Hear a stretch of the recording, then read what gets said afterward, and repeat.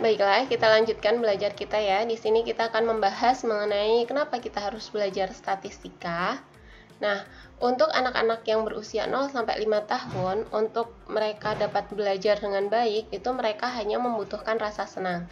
Sedangkan untuk orang-orang yang di atas umur tersebut, termasuk saya, Anda, itu selain membutuhkan rasa senang, juga membutuhkan reason atau alasan. Kenapa sih kok saya harus belajar mengenai ini? Pentingnya apa gitu? Karena itu sebelum mempelajari sesuatu, baiknya Anda tanyakan dulu, kenapa kok saya harus mempelajari ini?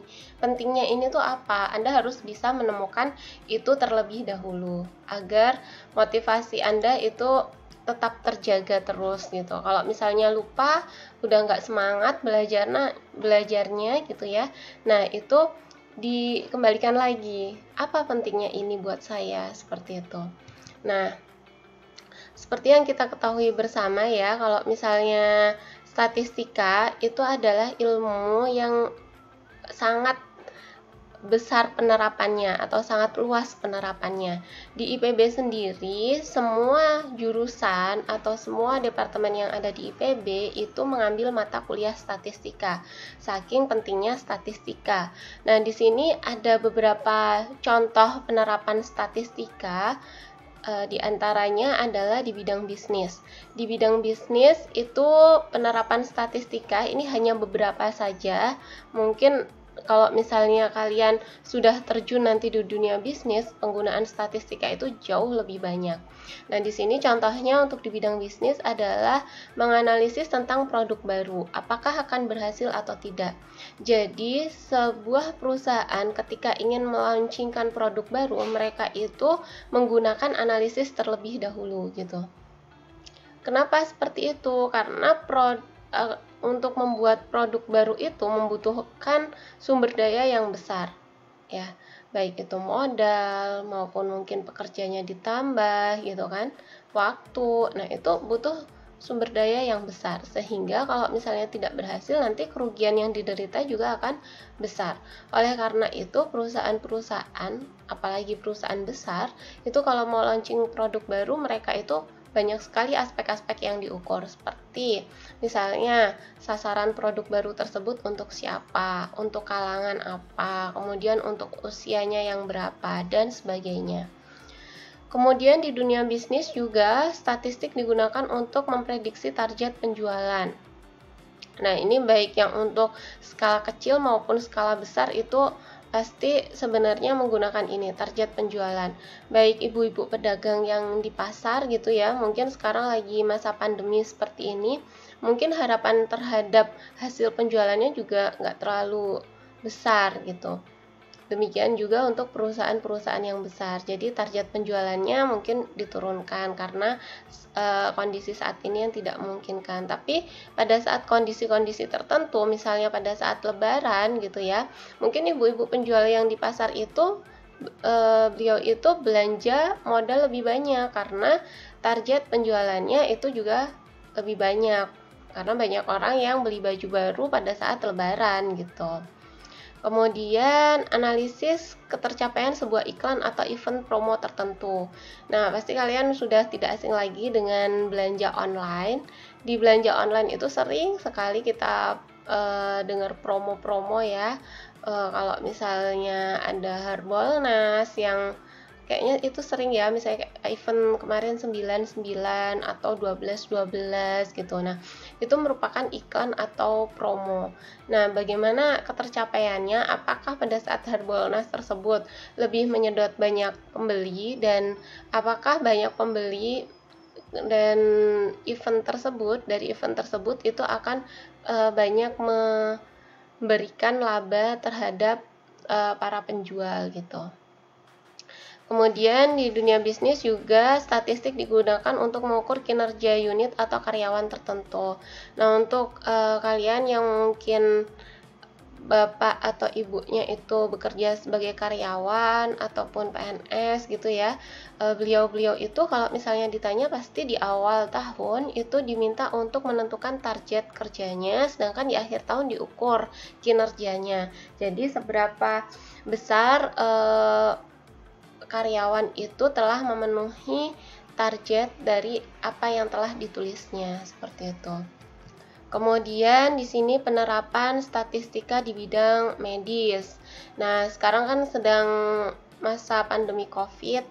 Di sini sudah marak sekali mengenai uji klinis vaksin. Jadi banyak lembaga maupun negara yang berlomba-lomba untuk membuat vaksin COVID-19 ini. Sehingga di sini mereka itu butuh uji klinis vaksin. Nah, di uji klinis vaksin ini juga memerlukan analisis statistiknya. Selain ini juga untuk obat-obatan yang lainnya juga sama ya. Kemudian dicek darah. Nah, kalau misalnya buat orang-orang yang nggak percaya sampel ya, sebaiknya ini skakmetnya gitu. Di sini kalau misalnya orang nggak percaya sampel, kita melakukan cek darah itu kan biasanya cuma diambil sedikit ya, paling banyak sebesar satu panjangnya suntikan, itulah tabung suntikan. Nah, kalau misalnya orang yang nggak percaya sampel, bisa aja tuh pas cek darah, saya nggak percaya sampel gitu, berarti ambil darahnya semuanya gitu. Nah, apa yang terjadi ke dirinya? Maka bukannya malah terdiagnosis penyakitnya sembuh gitu ya, tapi malah akan mungkin fatal akibatnya gitu. Kemudian di sini prediksi penyakit melalui DNA-nya. Nah, di luar negeri itu sudah banyak sekali penelitian-penelitian mengenai DNA ini, tapi untuk di Indonesia ini belum marak ya. Mungkin kita akan di beberapa tahun yang akan datang nanti ya. Kemudian di sini dari DNA tersebut, kalau misalnya kalian pernah membaca artikelnya Angelina Jolie, Angelina Jolie itu melakukan operasi pengangkatan payudara. Kenapa? Karena berdasarkan hasil DNA-nya itu dia berpeluang besar untuk mengidap kanker payudara. Itu dari keturunan ya, dari maksudnya mungkin dari orang tua atau yang di atasnya seperti itu, sehingga peluangnya untuk terkena kanker payudara besar. Dan sebelum terkena penyakit tersebut, untuk menghindarinya beliau melakukan hal tersebut gitu. Kemudian di sini pengujian obat atau tindakan medis pada hewan lab. Nah, ini juga meskipun hewan kita nggak bisa semena-mena dikasih asal gitu, nggak bisa, tapi diuji terlebih dahulu. Selanjutnya untuk di bidang keuangan. Nah, di bidang keuangan itu kegunaan statistika diantaranya itu adalah untuk menganalisis teknikal pergerakan saham tertentu. Nah, ini untuk yang hobinya trading atau jual beli saham, ini kita wajib melakukan analisis. Kenapa? Kalau misalnya nggak melakukan analisis, nanti pengennya untung malah buntung gitu. Kemudian di sini analisis kreditur, apakah layak diberi pinjaman atau tidak.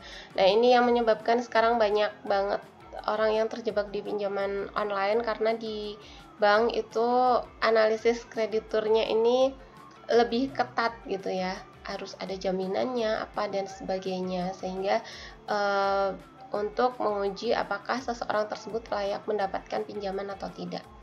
Kemudian untuk melakukan investasi gitu ya, investasi kan tujuannya agar kita mendapatkan return atau keuntungan gitu. Nah, jangan sampai karena kita nggak mengenal statistika, kita sangat mudah untuk termakan investasi bodong, jadi kita malah rugi atau bodong gitu. Kemudian untuk memprediksi inflasi, nah sekarang ini sedang marak dilakukan di beberapa negara. Karena kondisi seperti ini itu banyak negara-negara yang mengalami deflasi gitu, atau perlambatan ekonomi. Kemudian di bidang politik juga ada penerapan statistika, contoh-contohnya seperti ini, ada survei opini publik. Nah, survei opini publik ini dilakukan biasanya jauh sebelum pilkada atau pemilihan presiden. Di sini tujuannya adalah untuk menjaring siapa nih yang akan dijadikan sebagai kandidat gitu, siapa yang populer di masyarakat. Kemudian ada exit poll. Nah, exit poll ini adalah survei kepada pemilih ya setelah orang tersebut keluar dari TPS. Jadi di sini yang disurvei adalah orang. atau individu. Orang keluar dari TPS ditanya tadi milih siapa gitu. Nah, di exit poll ini ada kemungkinan orang yang ditanya tersebut bisa aja bohong atau tidak menyampaikan yang sebenarnya.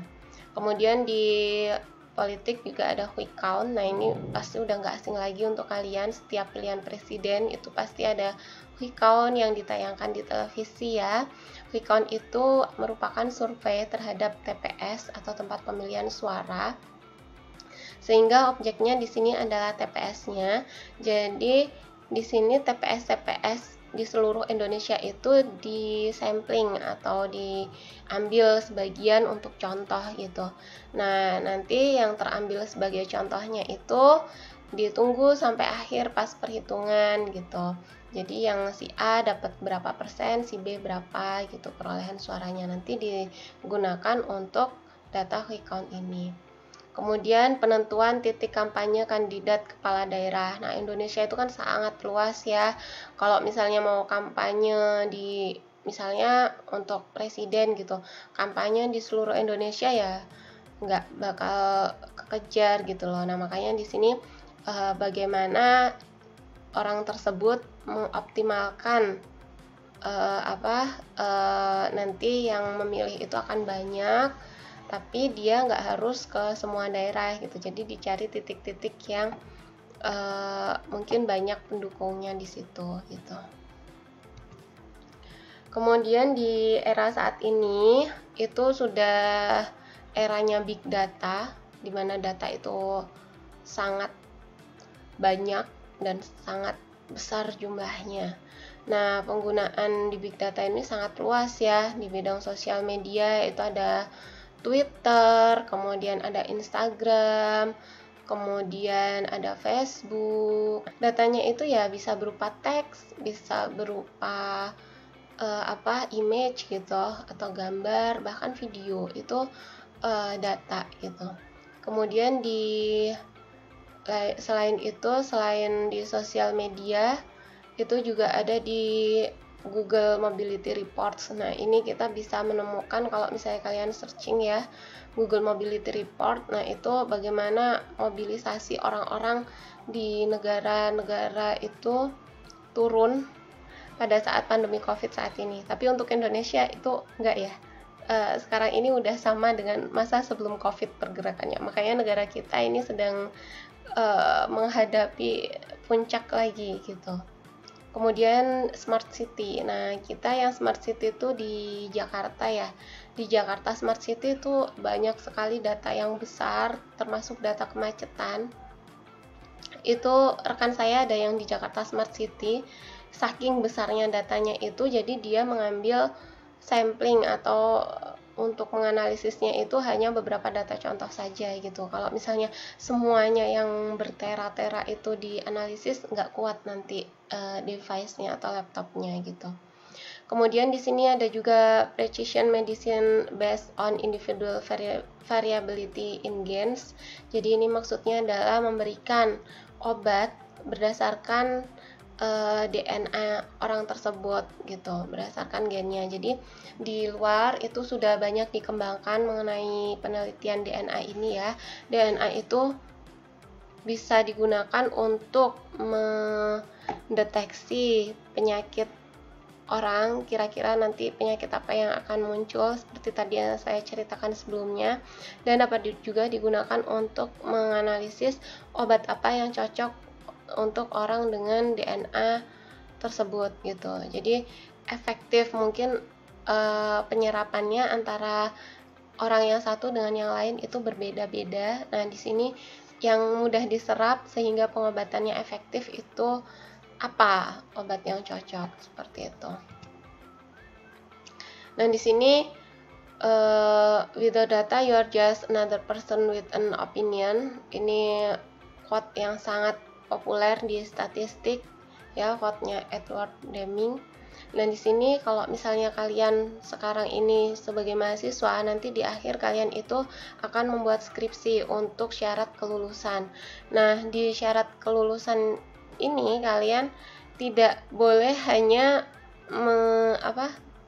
di setiap skripsi itu pasti selalu ada proses pengambilan data, entah itu data yang diambil langsung oleh kalian maupun kalian dapat menggunakan data yang sudah diambil oleh orang lain, maksudnya ditemukan di internet atau dari lembaga tertentu gitu ya.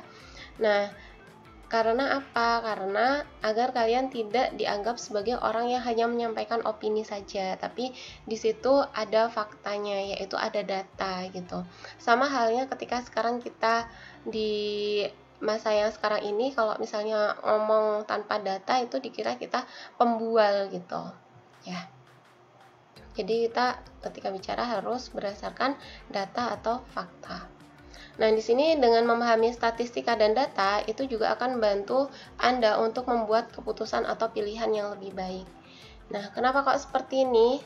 Karena kalau orang yang mengenal statistika, itu menurut saya tidak hanya orang yang pandai di atas kertas saja atau nilainya baik, tapi orang yang memahami statistika itu akan mudah untuk menentukan peluang-peluang yang ada di depannya. Baiklah, sekian dulu untuk sesi ini ya. Nanti kita akan lanjutkan di sesi berikutnya. Terima kasih.